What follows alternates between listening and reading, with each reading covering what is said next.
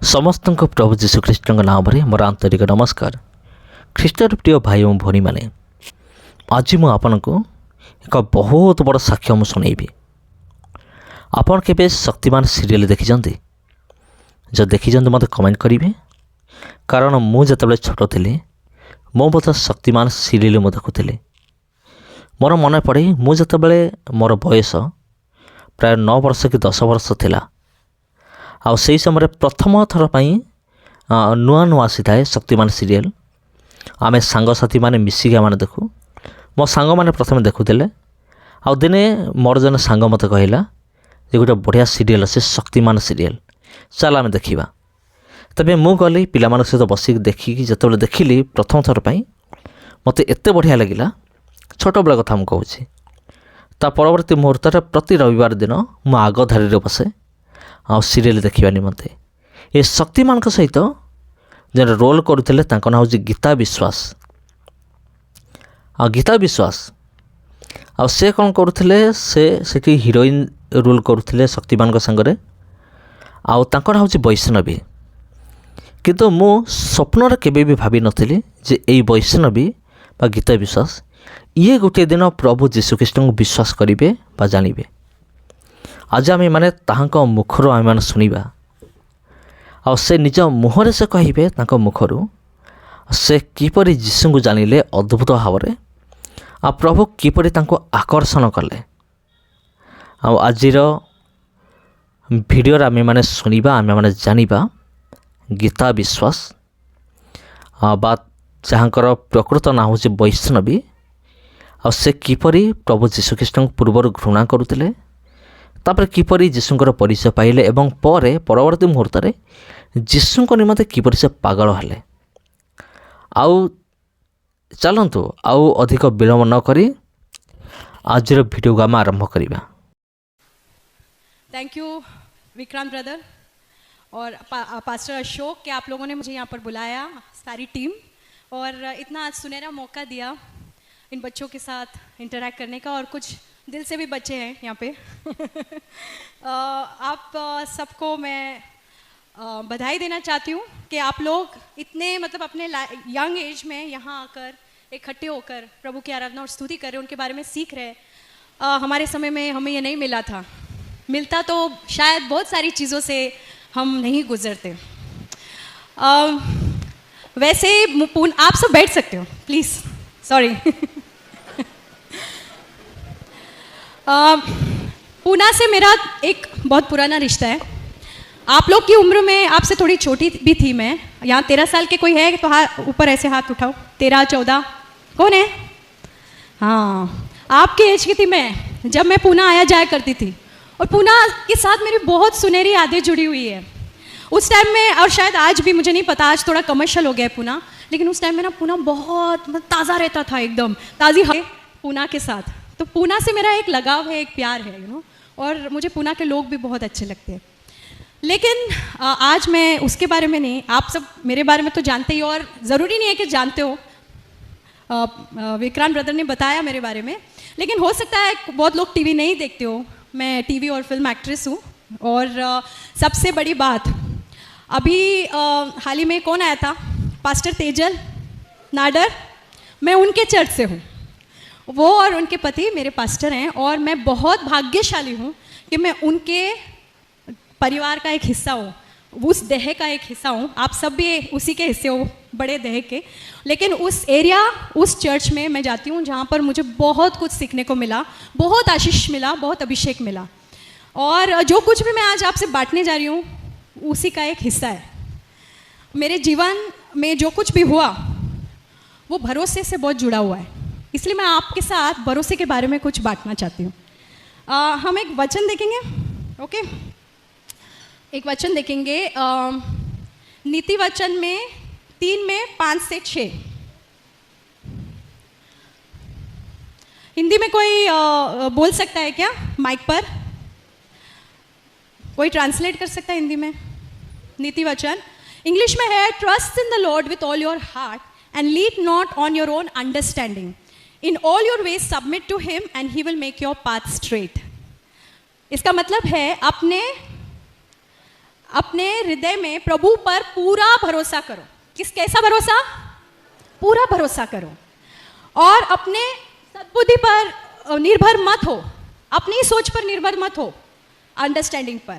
और हर क्षेत्र में आपके जीवन में उसको समर्पित करो, यीशु को, परमेश्वर को, और वो आपके सारे रास्तों को सीधा करेगा। मैं ये आप लोगों के साथ क्यों बांट रही हूँ?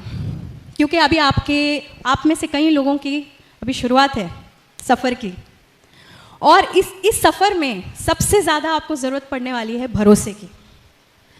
क्योंकि मेरी जो शुरुआत हुई थी वो आप ही के उम्र से भी कम उम्र में मेरी शुरुआत हुई थी प्रभु के साथ, एक बहुत ही अनोखे तरीके से। और एक वचन है मेरे जीवन में जिसने मुझे आज यहाँ लाकर खड़ा किया है, और वो वचन भी हम देखेंगे आगे। लेकिन भरोसा मतलब क्या है? भरोसा हम जानते, हम एक पत्नी अपने पति पर भरोसा करती, पति अपने पत्नी पर भरोसा, ज़रूरी है कि नहीं? यहाँ जितनी पत्नियां हैं मानती है क्या बिना भरोसे के रिश्ता होता है? है किसी के पास ऐसा रिश्ता बिना भरोसे के? हम भरोसा करते तो ही रिश्ता कायम होता है। तो भरोसा बहुत ज़रूरी है। लेकिन सही मायने में बाइबल के अनुसार भरोसा क्या है? एक बच्चा, एक पेड़ पर एक छोटा सा बच्चा बैठा है, और उसकी छोटा बच्चा, और उसके माँ बाप नीचे खड़े हुए, माँ या बाप, वो सोचता नहीं है कि अब मैं जंप करूँगा तो मैं नीचे गिरूंगा। उसको पूरा भरोसा है कि उसके माँ या बाप उसे अपने इसमें ले लेंगे। वो ज़्यादा सोचता नहीं है। उस तरह का भरोसा, उस तरह का भरोसा बाइबल उसके बारे में बात करता है, एक बच्चे के जैसे। यीशु ने कहा ना, जब तक तुम बच्चों की तरह नहीं बनोगे तुम परमेश्वर के राज्य में प्रवेश नहीं कर सकते। क्यों ऐसा बोला? क्योंकि वहाँ पे भरोसे की ज़रूरत होती है, और वो भरोसा एक बच्चा करता है अपने माँ बाप पे। सोचता नहीं है अरे थोड़ा सा इधर हो गया तो मैं गिर जाऊंगा, उधर हो गया। वो अपने आप को छोड़ देता है अपने माता पिता के हाथों में। वो माता पिता जो फिर भी पूरे सिद्ध नहीं है, हो सकता है वो चूक जाए, तो हमारा परमेश्वर कितना सिद्ध है ना? आमेन। ओके, आप मेरे साथ आमेन बोलना, नहीं तो थोड़ा मुझे भी उत्साहित की ज़रूरत है, उत्साहित की। तो हमारा परमेश्वर कितना महान है, और हम कितना अपने आप को उसके अंदर छोड़ सकते हैं, उस तरह का भरोसा। और एक भरोसे का एक और उदाहरण देती हूँ। आप उस चेयर पे बैठे हो ब्रदर, आपको 3-4 चीज़ को ऐसे पकड़ने की ज़रूरत पड़ रही क्या? क्यों? क्योंकि वो आपका पूरा बोझ ले पा रहा है, करेक्ट? उस तरह का भरोसा ये परमेश्वर में, कि ये काफ़ी है मेरे लिए, मैं गिरूंगा नहीं। अब आप सोचो कि मैं क्यों इस बात को आपसे बांट रही हूँ, क्योंकि ये मेरे गवाही से बहुत जुड़ा हुआ है। मेरा पूरा जीवन इस भरोसे पे ही टिका हुआ है आज तक। एक और वचन देखेंगे हम, मत्ती की किताब 6:33, मत्ती 6:33।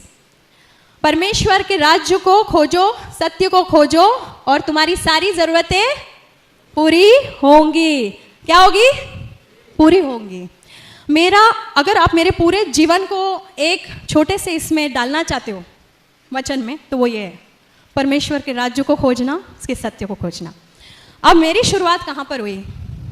मैं कभी एक्टर नहीं बनना चाहती थी। आप हैरान होंगे, आपको लगता होगा ये बचपन से ही सपने देखती होगी एक्टर बनने का, इसलिए एक्टर बन गई। मैं आप लोग से इसलिए बांट रही हूँ क्योंकि कभी कभी हम सोचते हैं कि हमारे जीवन में ऐसा होना चाहिए, लेकिन परमेश्वर की योजना आपके लिए उससे बेहतर होगी अगर आप उस पर भरोसा करोगे तो। किस तरह का भरोसा? वो बच्चे की तरह। किस तरह का भरोसा? उस कुर्सी पे बैठने वाला भरोसा, अपने जीवन की गाड़ी का ड्राइवर उसे बनाना। आमेन। तो मेरी शुरुआत जब हुई, मैं बहुत छोटी थी, 11 साल के एज में। मैं अन्य जाति से आती हूँ। 11 साल के एज में मेरे को बहुत सारे सवाल आ गए कि बहुत सारे भगवान हैं, बहुत सारे देव देवता है, तो सच्चा परमेश्वर कौन है? वो मेरे 11 साल के एज में मेरे माइंड में आना शुरू हुआ कि हम यहाँ पर है क्यों? हम खाते पीते, शादी करते, बच्चे होते, फिर वो भी बड़े हो जाते, फिर उनका हम देखते, इंश्योरेंस करते, ये करते, वो करते, फिर हम भी चले जाते। मकसद क्या है जीवन का? ये 11 साल की एज में है ना। यहाँ पे बहुत सारे ऐसे होंगे, है कि नहीं? आपको भी बहुत कम उम्र में ये बात आई होगी माइंड में, क्योंकि ये बात है ना, प्रभु ने हमारे लिए एक योजना बनाई, इसलिए वो हमारे माइंड में वो चीज़ आती है, क्योंकि वो हमें कहीं ले जाना चाह रहा है। और उस वक्त मुझे यीशु के बारे में कुछ भी नहीं पता था। मैं उस मार्ग में चल ही नहीं रही थी, और ना ही मुझे इंटरेस्ट था। मैं सच कह रही हूँ आपको, मैं बहुत ही साधारण इंसान हूँ, आप ही की तरह हूँ, सब कमज़ोरियों के साथ मैं वैसे ही थी जैसे आप हो, वैसे ही हूँ। तो मेरे को यीशु में जाना ही नहीं था, मेरे को चिढ़ आती थी एक्चुअली यीशु के नाम से। और कोई मुझे बोलता बाइबल पढ़ो तो मैं बोलती थी नहीं चाहिए, ऐसी थी मैं। लेकिन बाकी सब पढ़ती थी मैं, 6 बार मैंने पढ़ लिया बाकी सब किताबें। क्यों? मुझे इंटरेस्ट था जानने के लिए सच्चा परमेश्वर कौन है, सच्चा परमेश्वर कौन है। एक दिन मैं बहुत ही निराश हो गई, मैं टेरेस पर गई अपने बिल्डिंग के, वो बंगला था हैदराबाद में, बाजू वाले के बंगले में। हम लोग के पास बंगला भी नहीं था, हम लोग छोटे से घर में रहते थे। तो वो बंगले पे गई और मैंने फूट फूट के रोना शुरू किया। हमारे लाइफ में वैसे भी बहुत प्रॉब्लम्स चल रही थी, फूट फूट के रोना शुरू किया। और मैंने बोला तू कौन है, तू मुझे बता, मैं जानना चाहती हूँ तू कौन है। ऐसे आसमान को देख के मैंने बोला तू अदृश्य परमेश्वर, मैं नहीं जानती तू कौन है, पर तू मुझे बता। मैं तेरे को कोई नाम नहीं देती, कोई धर्म नहीं देती हूँ, बट तू मुझे अपने आप को प्रकट कर, मैं सब कुछ तेरे हाथों में छोड़ती हूँ। अब आगे क्या होगा तू ही देख ले, तू मुझे बता तू कौन है बस। और मेरे को रातों को नींद नहीं आती थी इस बात को लेकर कि परमेश्वर कौन है एक्चुअली, वो एक जीवित परमेश्वर कौन है इतने सारे नामों में। और फिर ये मैंने बात उनके हाथों में छोड़ दी। मुझे साइंटिस्ट बनना था, पढ़ाई में बहुत रुचि थी मेरी, और हालांकि पढ़ाई में बहुत गैप्स आए प्रॉब्लम की वजह से। तो जब मैं 10वीं कर रही थी मुझे लगा कि मैं कॉलेज भी जाऊंगी, मेरा प्राइवेट 10th कर रही थी, मैंने फॉर्म्स भी भर दिए थे। ये जब मैं 16 साल की थी, ये तब की बात है। तब तक ये सवाल और भी गहरा होता गया। मैंने गॉड से टेरेस पर ये रोक के पूछा। उसके 3 महीने के अंदर कुछ ऐसा बड़ा हादसा हुआ, मेरे पिताजी गायब हो गए। वो मुंबई में रहते थे, हमारे खर्चे के लिए यहाँ से मुंबई से हैदराबाद पैसे भेजते थे। उसी खर्चे पे, उसी पैसे पे हमारा घर चलता था, रेंट, खाना पीना जो भी है, मैं, मेरी मम्मी और मेरी छोटी बहन। अब वो कहाँ गायब हो गए पता नहीं, ना पैसे आ रहे ना फ़ोन आ रहा है, मुंबई फ़ोन कर रहे तो कुछ पता नहीं, कुछ पता नहीं। ये 3 महीने के अंदर जो मैं टेरेस पे जाके यीशु से, परमेश्वर से, यीशु तो तभी पता ही नहीं था, परमेश्वर से मैंने बोला तू मुझे रास्ता बता, तू कौन है। ये 3 महीने के अंदर ये सब कुछ होने लगा। मेरा SSC कंप्लीट हो गया, तब तक कॉलेज के फॉर्म्स भरने तैयारी हो रही थी। इतने में ये हुआ, मम्मी बोली चलो मुंबई चलते, देखना पड़ेगा किधर है वो, वरना हम लोग गुजारा कैसे करेंगे, कोई नहीं हमारी मदद करने वाला, कोई भी नहीं। क्योंकि मम्मी भी बहुत गरीब परिवार से आती थी, तो डैडी थोड़े से पैसे वाले थे, लेकिन उनके भी बहुत सारे लिटिगेशन प्रॉब्लम्स, ये वो बहुत कुछ चल रहा था हमारे जीवन में। तो चलो हम मुंबई चलते। तो मुंबई आए हम लोग, ढूंढने लगे, उधार के पैसे लेके आए किसी से, ढूंढने लगे। एक छोटे से लॉज में ठहरे, आज भी वो लॉज वैसे के वैसा ही है उधर, airport palace, Santa cruise east में। अभी भी मैं जाके पिक्चर्स निकाल के लाई वहाँ पे। हाँ, इट्स जस्ट लाइक दैट, कुछ बना नहीं, पेंटिंग नहीं हुई उस बिल्डिंग की ठीक से, वैसे की वैसे ही इतने सालों में। मैं 16 साल की थी तभी। तो उस लॉज में हम लोग ठहरे थे। 10-11 दिन ऐसे ही निकल गए, डैडी मिले ही नहीं। जिधर जिधर हम जाके ढूंढ सकते थे सब जगह ढूंढा, किधर भी नहीं मिले। मम्मी ने बाद में हमको बताया कि उसने सोचा पैसे ख़त्म हो गए, अगले दिन खाने के पैसे नहीं, 4 दिन होटल के पैसे नहीं भरे थे हम लोगों ने। होटल वालों को पता नहीं था, नहीं तो हमारा बोरिया बिस्तर बाहर कर देते, हमको फेंक देते थे बाहर। वो अभी तक मम्मी ने उनको बताया नहीं था कि हमारे पास पैसे नहीं, उनको लगा अब तक दिया है तो दे देंगे आगे। फिर मम्मी ने बताया कि उन्होंने प्लानिंग बनाई थी हमें जहर देकर हमको ख़त्म करना, खुद भी ले लेती थी अगले दिन, ऐसा उनका प्लान था। लेकिन उन्होंने सुना था यीशु के बारे में, बहुत पहले वो यीशु को मानती थी, लेकिन पूरा सब छोड़ छाड़ चुकी थी। और अब उन्होंने सुना था एक चर्च के बारे में, तो वो बोली कि चलो चलते। तो मैंने बोला मेरे को नहीं आना है, मैं क्यों आऊँ, मेरे को ये कौन है ये परमेश्वर, मेरे को नहीं पता, ये खुद सूली पर है, मेरी क्या मदद करेगा, ऐसा मैं सोचती थी। और बोले नहीं तुम चलो, तुम लोग को मैं अकेला नहीं छोड़ सकती है। बहुत पहले वो यीशु को मानती थी, लेकिन पूरा सब छोड़ छाड़ चुकी थी। और अब उन्होंने सुना था एक चर्च के बारे में, तो वो बोली कि चलो चलते। तो मैंने बोला मेरे को नहीं आना है, मैं क्यों आऊँ, मेरे को ये कौन है ये परमेश्वर, मेरे को नहीं पता, ये खुद सूली पर है, मेरी क्या मदद करेगा, ऐसा मैं सोचती थी। और बोले नहीं तुम चलो, तुम लोग को मैं अकेला नहीं छोड़ सकती है होटल रूम में, तुम चलो, तुम लोग बाहर खड़े रहना, अंदर मत आना, तुमको नहीं विश्वास है। मैं बाहर ही खड़ी रही, मैं अंदर नहीं गई। इतना मेरे अंदर वो था कि नहीं जाना है मतलब नहीं जाना, मेरे को नहीं पता, जो चीज़ में मेरे को विश्वास नहीं मैं क्यों मानूं, ऐसा। तो मैं बाहर खड़ी थी और उस वक्त मुझे पवित्र आत्मा कौन है कुछ नहीं पता, मैंने बाइबल पढ़ा भी नहीं था, एक पन्ना नहीं पढ़ा था बाइबल का।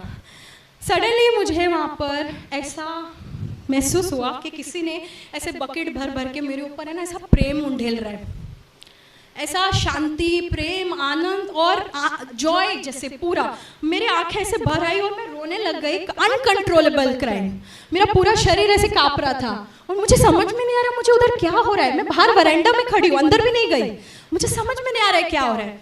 मम्मी बाहर आई तो बोली क्या हो गया, मैंने बोला कुछ हो रहा है मुझे, तो बोली चल चल अभी चलते। तो मम्मी रूम में आए, कुछ बुकलेट्स थे, वो आप दोपहर में भी प्रार्थना कर रही थी मम्मी। मेरी सिस्टर को भी इतना कुछ पढ़ा नहीं था, वो समझ ही नहीं थी, वो 12 साल की थी तभी। शाम के 6 बजे मैं अपने रूम का दरवाजा, होटल रूम का खोलते, वहाँ पे एक वरांडा है, 3 रूम ऐसे थे, 3 रूम ऐसे, नीचे रिसेप्शन था, छोटा सा लॉज था, बिल्कुल हमारे चौखट के बाहर। अगले दिन खाने के पैसे नहीं आए, वो उस दिन लास्ट था हमारे पास खाने के पैसे। बिल्कुल हमारे चौखट के बाहर 100 रुपए का ऐसा bundle, just outside our door. ऐसे नोट जो बैंक से निकले हुए, जिसपे एक पेन या पान का दाग नहीं, उन दिनों में तो बहुत गंदे नोट होते थे।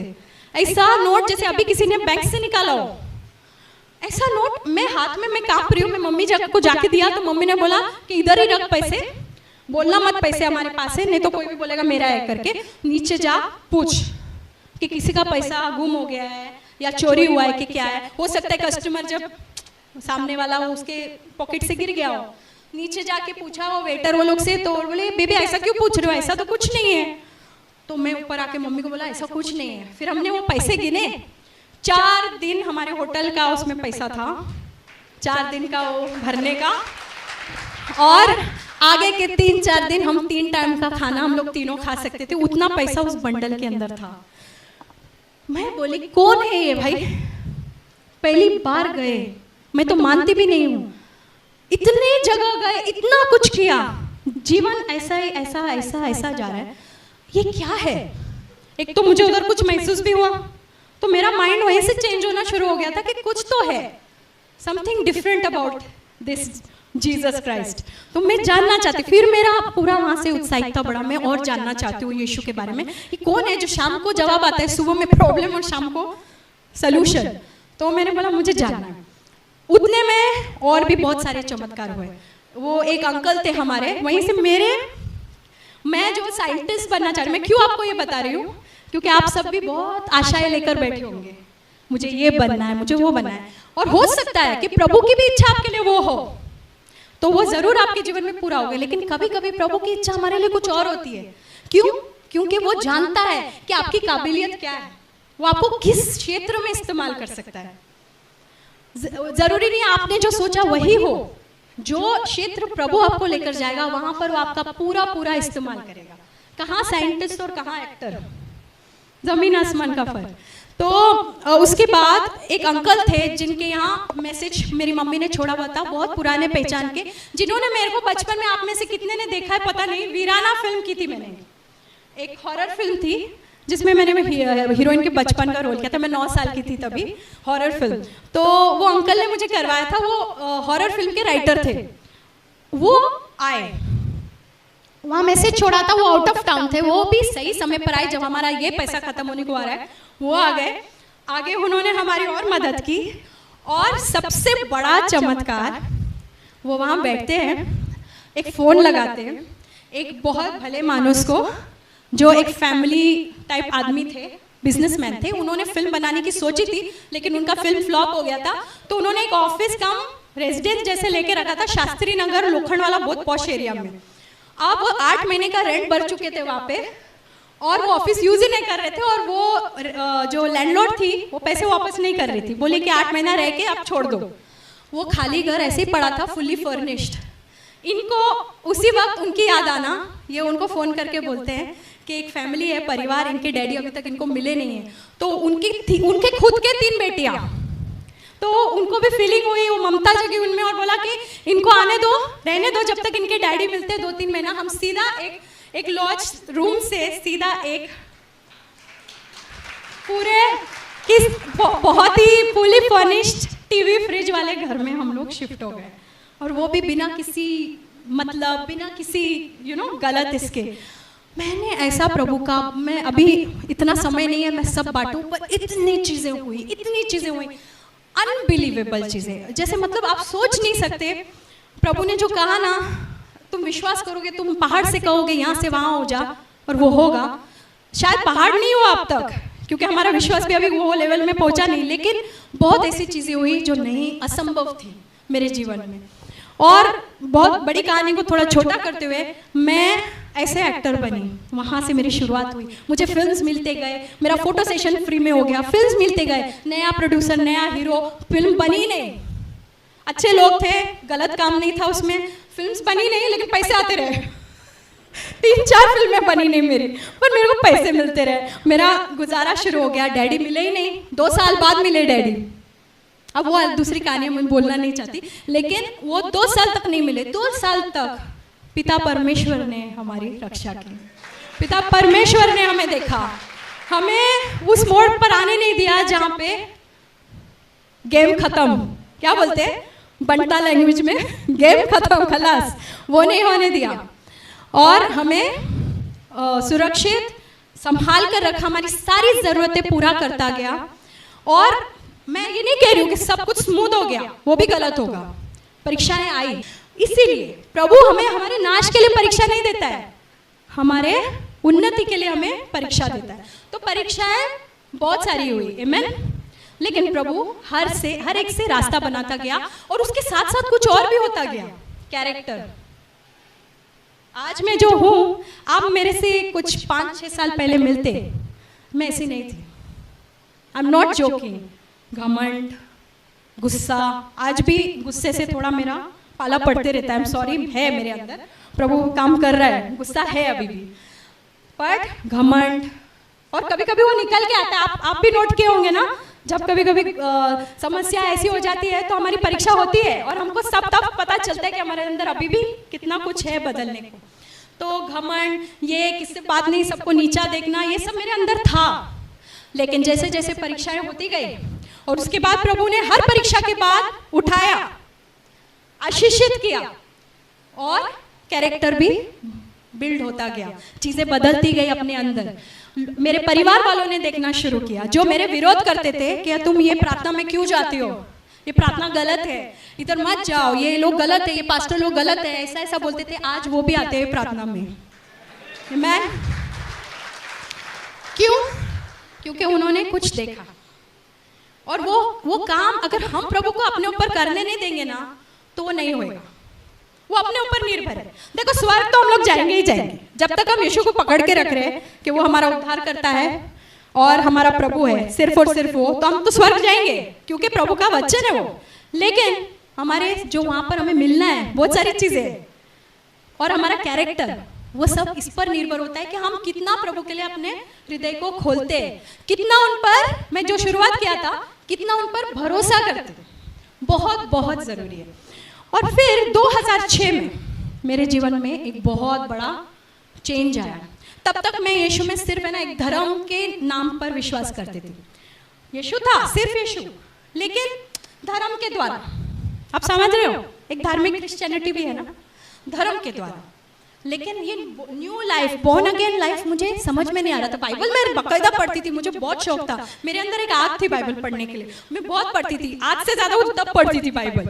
तो बाइबल में ऐसे ना बहुत मतलब भूख और प्यास के साथ पढ़ती थी, तो मेरे को बहुत सारी चीजें दिखती थी, लेकिन वो जहाँ मैं जाती थी प्रार्थना में, वहाँ वो चीजें मेरे को नहीं दिख रही थी, बदलाव, चेंज, वो मिरेकल्स लाइफ में, मिरेकल्स इन द सेंस के चंगाइयाँ जो यीशु बोलता है आज भी होगा मेरे नाम में, वो सब मुझे नहीं देखने को मिल रहा था। मैं फिर से सवाल मैंने यीशु से किया कि प्रभु कुछ और है, बताओ मुझे, कुछ तो है, कुछ गड़बड़ है, क्योंकि आपका वचन सच्चा है, आप सच्चे हो, लेकिन कुछ तो है जहाँ सही नहीं जा रहा है।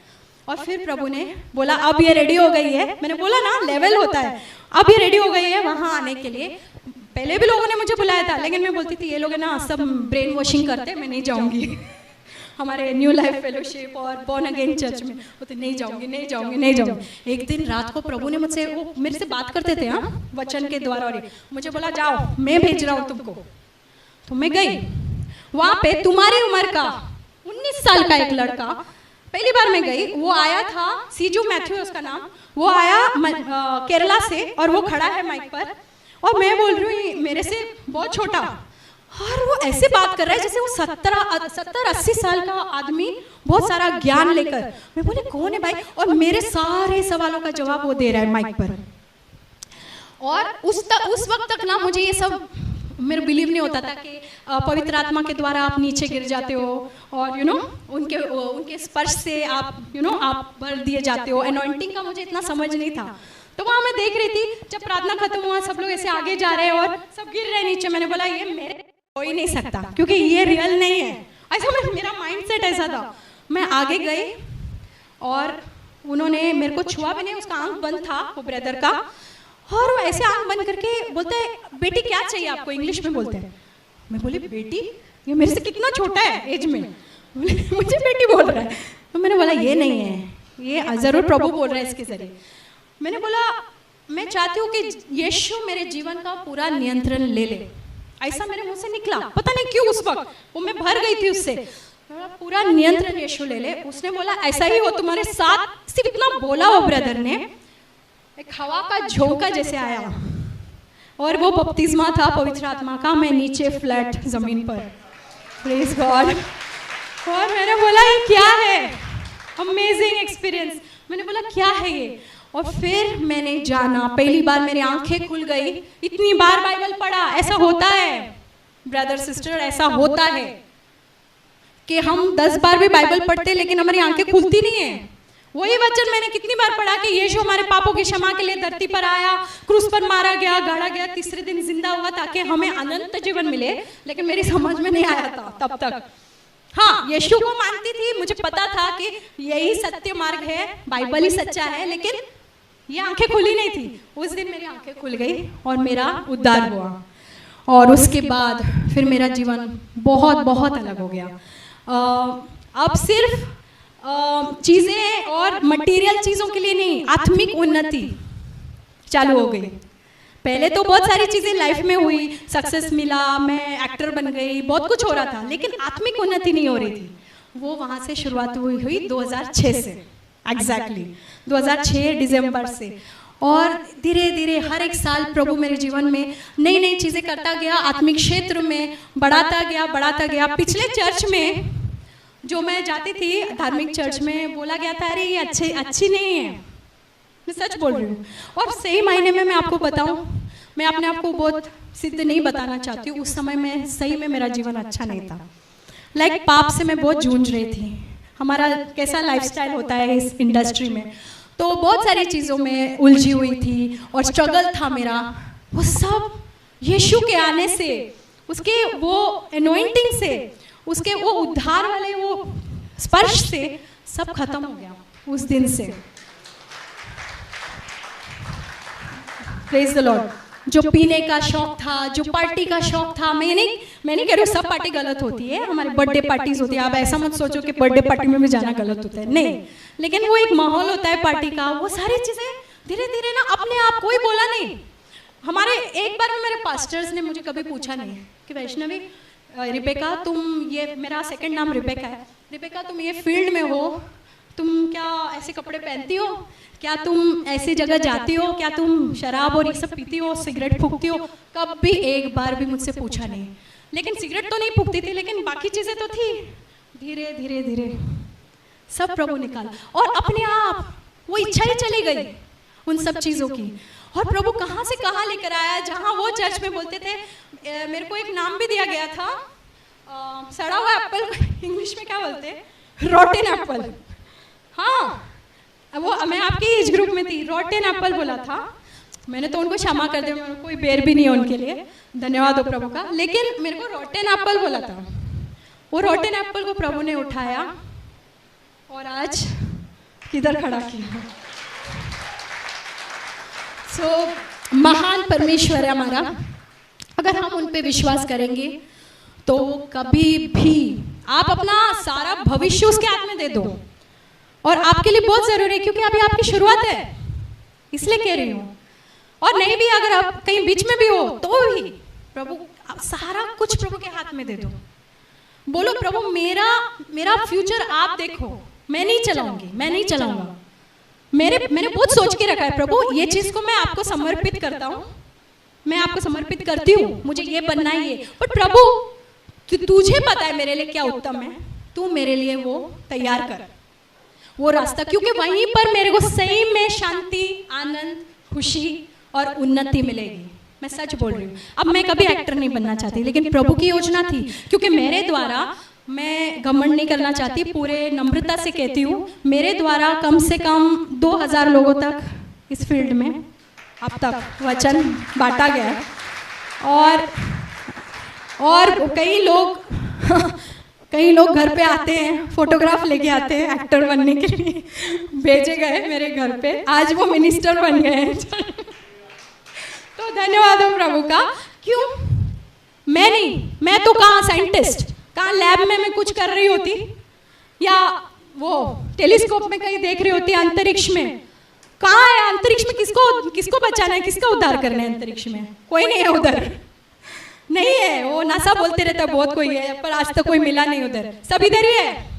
यहीं पर करना है, यहीं पर प्रभु का कार्य करना है, यहीं पर वचन बांटना है, यहीं पर हमें प्रभु की योजना अपने जीवन में पूरी करनी है। और सही मायने में हमारी सबसे बड़ी योजना जो प्रभु बोल के गया है कि तू मेरे राज्य को खोज, यानी कि तू वचन बांट दुनिया के छोर तक, मैं सदा तेरे साथ हूं। वो सबसे बड़ा जो आज्ञा प्रभु ने दिया है, वही हमारे जीवन की सबसे बड़ी योजना है। चाहे हम जीवन के कोई भी क्षेत्र में क्यों ना हो, अब स्कूल में होंगे या कॉलेज। अब मेरी बेटी का उदाहरण, आज वो इधर आई नहीं, वो 16 साल की है, इसलिए मैं जानती हूँ मैं आप लोग के जीवन से बहुत ही मतलब वंचित हूँ मैं, कि आप किस दौर से गुजरते हो ये इस वक्त और आज के दौर में, क्योंकि मेरा दौर कुछ और था। तो मेरी बेटी भी 16 साल की है, सारे स्ट्रगल सब मैं जानती हूँ। तो वो मेरे को स्कूल में बुलाया गया था, क्योंकि उसका 8 साल में उसका उद्धार हो गया था। मेरे को स्कूल में बुलाया गया था कि आपकी बेटी वचन बांटती है, ज़रा उससे कहो कि ना बांटे। तो ये है प्रभु की योजना, उसके लिए ना तो कोई उम्र है।